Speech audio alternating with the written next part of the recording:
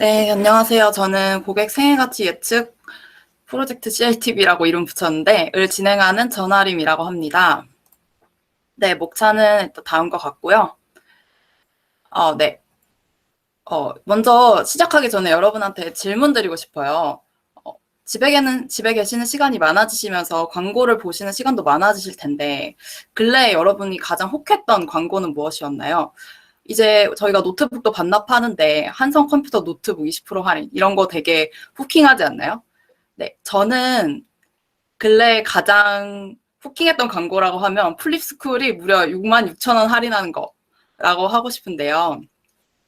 이걸 보면 얼마를 어떤 고객에게 할인해 주는 것이 가장 적은 돈으로 많은 고객을 모으는 방법일까?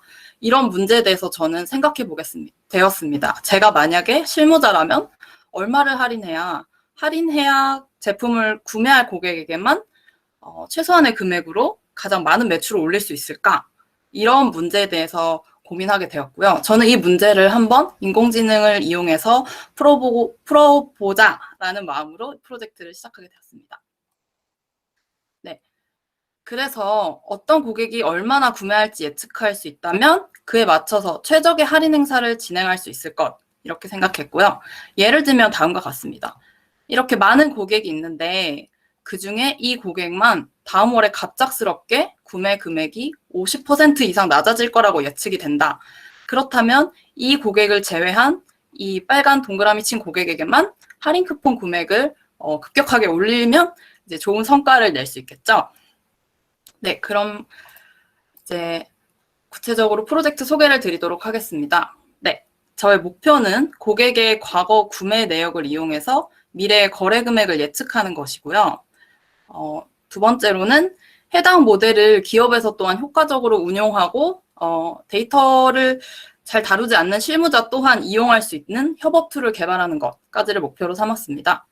제가 이용한 데이터는 L포인트 데이터인데요. 해당 L포인트 데이터에는 2019년 7월부터 9월의 거래 내역이 포함되어 있습니다. 원래는 캐글에 있는 데이터를 사용했었는데 해당 캐글 데이터는 임밸런스가 심해서 사용하지 않기로 했고 중간 발표 이후 L포인트 데이터로 옮겨갔습니다. 네, 그리고 프로젝트 구성 단계는 첫 번째로 모델을 구축하고 두 번째로 ML 운용, 그리고 세 번째로 협업 대시보드 제작까지 진행했습니다. 네, 이제 각각의 단계에 대해서 하나씩 소개를 드리도록 하겠습니다. 첫 번째로 모델 구축인데요.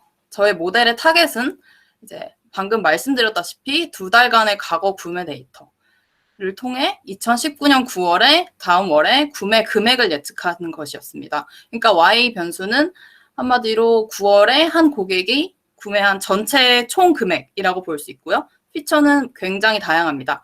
피처를 살펴보자면 고객의 7, 8월 구매 관련 데이터인데요. 인포메이션 리키지를 정보 유출을 방지하기 위해서 피처의 9월에 관련된 데이터는 전혀 쓰지 않았습니다. 네, 대략 한 70개 이상의 피처가 생성이 되었는데 그중에 일부만 말씀을 드리자면 채널별 구매 액수, 구매 제품 수, 거래 횟수, 평균 거래 금액, 특정 고객이 구매하는 제품의 다양성. 뭐 예를 들면 라면만 구매하는 고객은 항상 라면만 구매하니까 굉장히 쉽게 9월 금액을 예측할 수 있겠죠. 이런 것에 착안했고요. 구매 액수간 편차. 어떤 고객은 8월에는 7월에는 한 5만 원대로 구매하다가 8월에는 갑자기 100만 원대로 구매하는 그런 고객도 있습니다. 그런 고객의 경우에는 굉장히 특이한 케이스에만 구매를 더 한다. 선물이나 경조사 이럴 때만 구매를 더 하기 때문에 9월에 더 적게 하지 않을까. 이런 가설을 삼아서 이제 편차 같은 것도 넣었고요. 그리고 기타 피처 크로스까지 사용해서 총 71개 피처를 사용했습니다.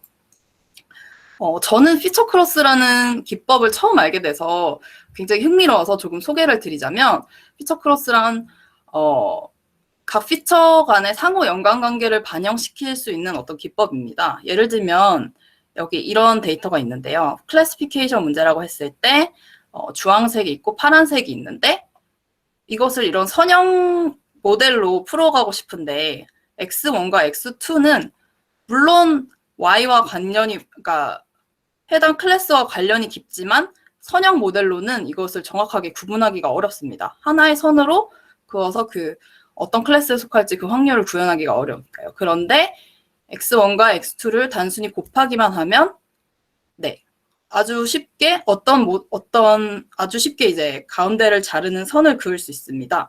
이 말은 선형 모델로 이제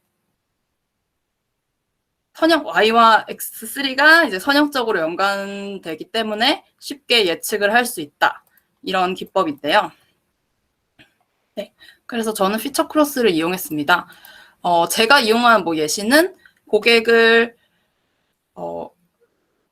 액티비티, 그러니까 그 거래 활동이 활발한 고객과 비활발하지 않은 고객으로 나눠서 각 고객 클래스에 구매 금액과 곱해준다든지 이런 식으로 네, 설명력을 좀 높이려고 했고요. 예측력을 높이려고 했고 이제 모델에 대해서 조금 더 얘기를 해드리자면 이제 성과는 로그 Y 기준 0.61 민 에버리지 에러였는데 이거 수치 자체는 작지만 실제로 저는 이렇게 만족스러운 수치는 아니었습니다. 왜냐하면 로그 Y가 아니라 실제 Y 기준으로 할 시 약 한 1.4배 정도 평균적으로 높은 수치가 나왔기 때문에 네, 그렇게 만족스럽진 않았지만 일단 이런 수치가 나왔고요.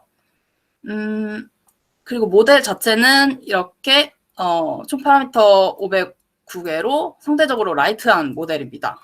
제가 발견했던 것은 피처가 71개라고 전 좀 크다고 생각했는데 이렇게 피처가 많기 때문에 더 큰 모델을 사용할 시 쉽게 가적합이 발생하는 모습을 발견했고요. 그래서 최대한 파라미터 수를 낮게 컨트롤하였습니다. 네, 그리고 모델은 시퀀셜이고 중간중간에 렐로와 탄H를 섞어가면서 사용했습니다. 네, 학습 곡선에 대해서 조금 말씀드리자면 전체 학습 곡선은 이렇게 쭉 떨어지는 형태인데요. 자세히 보면 총 4가지의 과정을 거칩니다. 처음에는 급격한 학습 과정, 그 다음에 새들 포인트를 좀 거쳤는데요. 여기서 저는 처음에는 학습이 멈춘 건가? 하고 조금 힘들었는데 모델을 조금 바꾸고 검색을 하다 보니 탄H가 렐루보다 조금 더 업데이트가 빨리 되는 경향이 있어서 새들 포인트를 탈출하기 적합하다 이런 의견이 있어서 탄H를 사용하였고 실제로 여기 탈출하는 모습을 확인할 수 있었습니다. 그리고 더 에폭을 돌리다 보면 이제 과적합이 발생하는 이 시점을 발견할 수 있었고요. 네, 이런 과정을 거쳐서 학습이 되었고요. 그리고 나서 이렇게 모델을 구축했다면 이제 실제 운용을 해야 되는데요. 실제 회사에서 만약에 이런 모델을 사용한다면 자동화는 필수일 것입니다. 왜냐하면 자동화를 안 하면 여러분은 이런 상황에 맞닥뜨리게 될 것입니다. 예를 들면 머신러닝 엔지니어가 되실 분들 되게 많으실 텐데 다음 월에 100만 원 이상 구매할 고객 너무 바쁜데 오늘 저녁까지 가능하실까요? 이런 상황에 맞닥뜨리는 건 우리는 별로 원치 않겠죠. 네, 그래서 자동화를 해보자 했고요. 그래서 로컬 서버와 아마존의 S3 클라우드 DB를 이용하여서 반자동, 네, 완전 자동화는 아니고 반자동 MLOps를 개발하였습니다. 이 모델은 어떻게 되냐면 고객이 구매를 해서 해당 고객 데이터가 업데이트되면 이제 그 데이터가 아마존에 자동으로 들어가게 되겠죠. 아마존 서버에 들어가게 되면 로컬 PC에서 해당 데이터를 이제 자동으로 다운로드 받고 모델을 업데이트하고 업데이트된 웨이트를 다시 클라우드에 저장하고 그리고 고객 예측을 수행하고 그 예측된 데이터를 클라우드에 자동으로 업로드를 하는 것이고요. 예측 데이터를 로컬에서 만들었으면 그 로컬 데이터를 협업 대시보드 툴, 저는 이걸 타블로로 만들었는데 그 툴에 자동으로 또 업로드해서 영업이나 마케팅 실무자가 예측치 분석을 확인하고 구체적인 고객 데이터를 다운로드할 수 있는 데까지 네, 이렇게 구현을 해봤고요. 여기 보시면은 색이 칠해진 곳은 구현을 한 거고 색이 안 칠해진 곳은 구현하지 못한 부분입니다. 네. 그래서 저는 아마존 S3를 이용했는데 아마존 S3 데이터베이스 화면은 다음과 같고요. 이거는 아마존에서 제공하는 클라우드인데 구글 드라이브랑 굉장히 비슷하다고 생각하시면 됩니다. 네, 그리고 파이썬에 있는 보토3 패키지를 이용하여서 아마존 클라우드에서 데이터를 수출하고 로컬 기기상에서 머신러닝 그리고 클라우드에 웨이트를 업로드하는 프로세스까지 구축을 해봤습니다. 그래서 보토3란 많이 보셨을 수도 있는데 AWS에서 파이썬을 통해 데이터를 업로드하고 다운로드할 수 있는 파이썬 패키지입니다. 그래서 이제 시크릿 키를 써서 파이썬상에서 S3로 접근할 수 있었고요. 그리고 웨이트, 그러니까 로컬에서 머신러닝을 진행할 시 이제 추출되는 그 웨이트, 굉장히 회사 입장에선 귀한 이제 데이터겠죠. 그 데이터를 바로 또 S3에 업로드할 수 있는 것까지. 근데 여기서 재밌었던 건 모델 웨이트는 저장하면 되게 여러 개의 파일이 나와서 그 파일이 결합돼서 이제 웨이트가 저장이 되는데 이 파일이 제이슨 형식으로 변환하여야만 클라우드상에 쉽게 업로드를 할 수 있었습니다. 그래서 그런 부분에 대해서 조금 알게 됐고요. 네, 그러면 시험 동영상을 좀 보여드리자면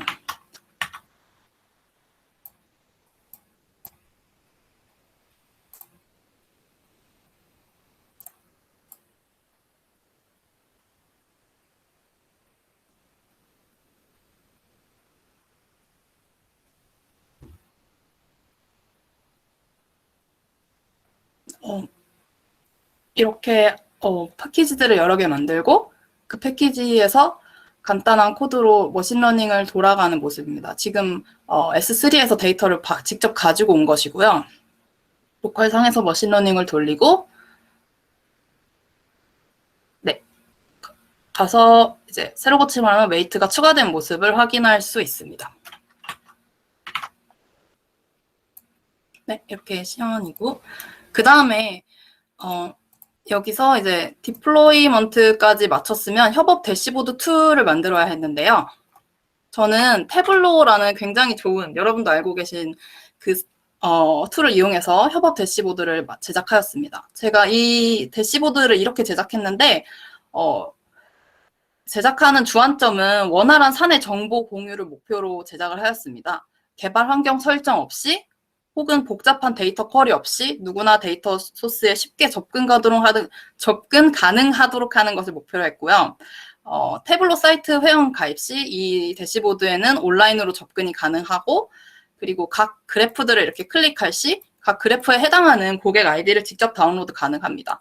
예를 들면 여러분도 이 URL을 치시면 그리고 태블로 사이트에 가입을 하시면 이 대시보드에 접근하실 수 있습니다. 네, 조금 구체적으로 이 대시보드에 대해서 설명을 드리자면 이런 식으로 가능합니다. 이것은 이제 머신러닝 결과물이 이 우측 레벨별 매출 예측 다음 월이고 이것은 이제 EDA를 한 결과겠죠? 레벨별 예측. 그런데 이것을 보면 이런 생각을 할 수 있을 겁니다. 다음 월에 매출이 저하될 것으로 예상되는데 특히 레벨 5, 그러니까 굉장히 높은 금액을 구매하는 고객을 저는 레벨 5라고 지정했는데요. 그 고객으로 인해서 매출 하락이 예상된다. 그러면 레벨 5에서 0이나 1로 이동한 이 고객들에 대해서 추가적인 프로모션을 진행하자. 이런 식으로 할 수 있고요. 근데 그 레벨 0이나 1에 속하는 고객들을 또한 실무자가 직접 가져갈 수 있습니다. 네, 이것도 시연 영상인데 이렇게 클릭을 하면 데이터에 접근이 가능하게 됩니다. 네, 여기 CSV가 다운로드 받아졌고요. 네, 그래서 이제 추가적인 리뷰를 조금 더 드리자면 여기서 배치 사이즈를 가장 흥미로웠던 것은 이제 배치 사이즈를 과도하게 크게 하거나 아예 설정하지 않을 시 모델이 모든 예측에 대해서 동일한 값을 예측하는 경우가 있었습니다. 이 경우에는 모델은 전체 평균 혹은 최빈값 정도로 예측을 해서 민 에러 자체는 굉장히 낮으나 실제로 사용성은 안 좋은 그런 모델이 나타나는 것을 볼 수 있었고요. 또 나누고 싶은 내용은 매트릭스 부분인데 저는 민 에버리지 에러를 사용하였는데 이것은 제가 Y에 이미 로그를 취해놨었기 때문에 즉 0과 1 사이의 값이 다수 존재하기 때문에 스케어를 할 시 로스가 더 작아져 러닝이 잘 되지 않았습니다. 그래서 민 에버리지 에러를 사용했을 때 가장 업데이트가 잘 됐다고 말씀드릴 수 있고요. 추가적인 리뷰를 또한 드리자면 피처에 대한 건데 구매 빈도 7, 8월 총 구매 금액 액티브하지 않은 그룹의 7, 8월 구매 금액 아까 말씀드렸던 피처 크로스한 그런 피처고요. 그 다음에 거래 금액의 랜덤성 고객 거래 리센시 그러니까 얼마나 최근에 거래한 고객이냐 그런 것들이 이제 중요하게 도출이 되었고요. 모델의 성능은 아까 말씀드렸다시피 이런 수치가 나왔고 실제 구매 금액 기준으로는 약 60% 고객을 0.62에서 1.5 비율로, 그러니까 조금 적게 그리고 조금 많게, 그러니까 적당한 수준으로 예측한 고객은 약 60% 정도 됐다고 말씀드릴 수 있고, 근데 왜 이렇게 성능이 저에게는 조금 부족하다고 느껴졌는데 왜 그럴까라고 생각해서 이제 과소평가된 고객들을 조금 살펴보았는데요. 보시면 이렇게 이거는 모델이 가장 과속 예측한 고객의 월별 총 구매 금액 변화인데요. 여기에 이제 수치가 굉장히 높죠. 그러니까 갑작스러운 변화를 많이 겪고 있음을 볼 수 있습니다. 즉 9월에 구매 가격이 급등하는 경우 모델이 이를 예측하지 못했고, 모델이 갑작스러운 이런 구매 변동을 예측하는데 어려움을 겪고 있으므로 저는 추가적인 데이터, 그러니까 온라인상의 뭐 행동 데이터라든지 프로모션상의 변수, L포인트에서 제공하지 않은 그런 데이터들이 추가적으로 필요하다고 느꼈고요. 네, 프로젝트 수행 절차 및 방법이고, 네, 느낀 점은 저는 이제 처음 시도 대비 모델 성능이 크게 개선된 점을 만족하였고, 이제 AWS나 마이크로소프트 아주르 등 다양한 클라우드 플랫폼 프로덕트를 전혀 알지 못했는데 이 과정에서 알 수 있어서 기뻤고, 네, 그러나 이제 부족한 점은 가장 말씀드리고 싶은 점은 해당 모델로는 고객의 예상 구매 가격만 알 수 있으므로 실제로 광고를 집행할 시 해당 모델에게 추가적인 A/B 테스트를 해야만 구체적으로 광고 효율 비용이 얼마나 절약되었는지, 그러니까 예를 들면 80% 뭐 구매 가격이 줄어들 고객에게 이렇게 선제적 대응을 하였으니 이렇게 광고 효율이 뭐 높아졌다고 말하기 위해서는 A/B 테스트가 여전히 필요하고, 또한 모델의 성능 개선 또한 필요하고요. 도커를 이용한 배포나 AWS 람다를 이용한 서버상에서 머신러닝 운용 과정 등이 여전히 필요합니다. 마지막으로 이제 AWS 아테나나 레드시프트 같은 진짜 RDB 데이터베이스에 연결하고 싶었지만 무료 체험 계정으로는 무리였어서 이 부분은 나중으로 남겨두고 있습니다. 네, 감사합니다. 네, 감사합니다. 네, 일당백으로 하시느라고 아마 이거 하시느라고 묵성 기도를 많이 하셨나 봐요. 네. 관련해서 질문 있으신 분 계실까요? 옆에 윤경님이 질문해 주셨는데 채팅으로 해주셔도 됩니다. 구매 상품별로 시즈널리티가 있는지는 확인해 보셨나요? 7월에서 8월 휴가철 이후에 9월 추석 고객 구매를 예측하는 것이 어려워 보였어요. 라는 질문을 주셨습니다. 네. 추석이 되게 변수였는데 생각보다 추석에 거래 금액이 올라가거나 하는 트렌드는 보이지 않아서 일단 되게 의외였지만 일단 진행을 하지 않았고, 상품 피처를 제가 추가했어야 되는데 시간이 너무 부족해서 그 부분이 이제 넥스트 스텝으로 남아져 있었습니다. 네, 말씀해 주셔서 감사합니다. 네, 상품 피처에 따라서도 추석에 많이 팔리는 제품군들이 또 따로 있긴 하겠죠. 네네네. 네네. 다른 질문 있으신 분들은 채팅으로 더 주셔도 되고요. 네, 일단 다시 한번 발표해 주신 지금 하림님께 박수 부탁드리겠습니다. 고생하셨습니다. 일당백으로 관우 같은 느낌으로 하셨네요.